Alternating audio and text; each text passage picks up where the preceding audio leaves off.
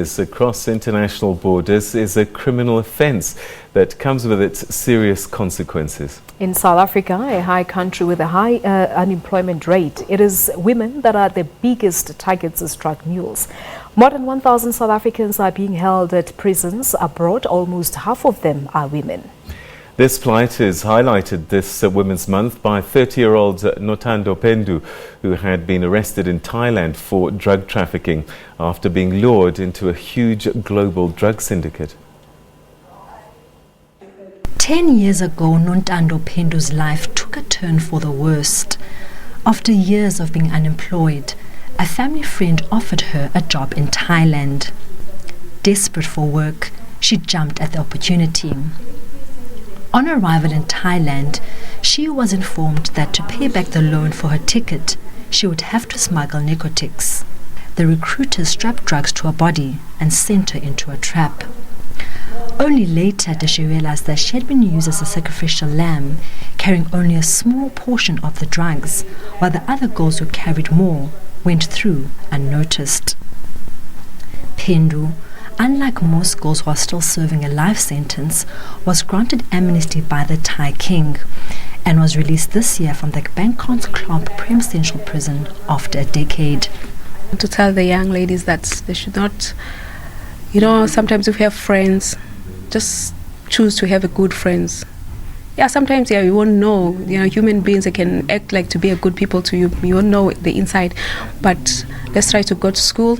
Young girls who have to go to school and try to find jobs, maybe even not finding job, like to open their own businesses and seek knowledge and understanding and stay away from these guys.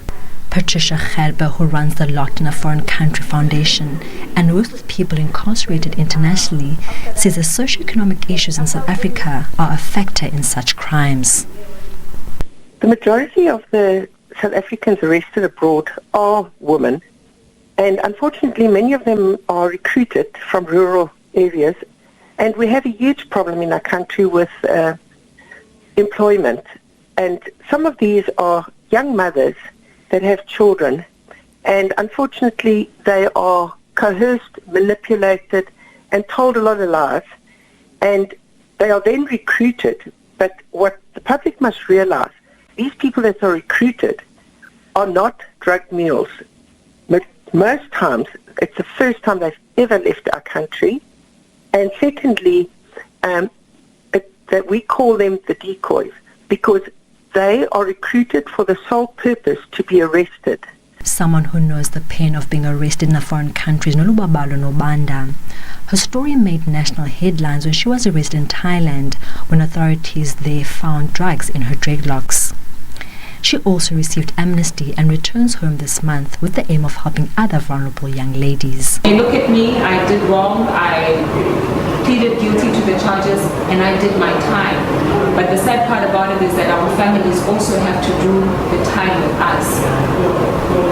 As a result of my arrest, my mother went through many psychological difficulties until she had to go for counseling together with my father and my sister.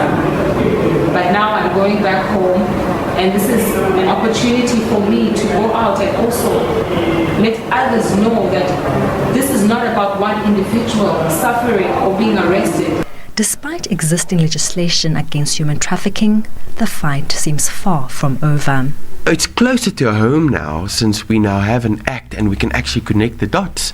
So it's always been there, and sadly we live in a country, again, the structural inequalities, where we often find ourselves with a bystander phenomenon. We see these things happening around us, and we often find that these cases are not reported, or there's corruption, cases and victims are falling through the cracks.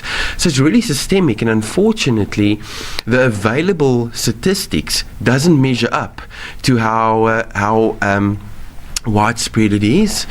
And the cases that we do see prosecuted in our courts unfortunately pales against the estimated scope, nature and extent of what is really a systemic problem in the country and globally.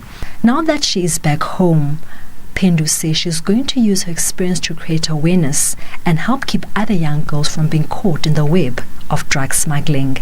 Lerato Tipa, SABC News, Port Elizabeth.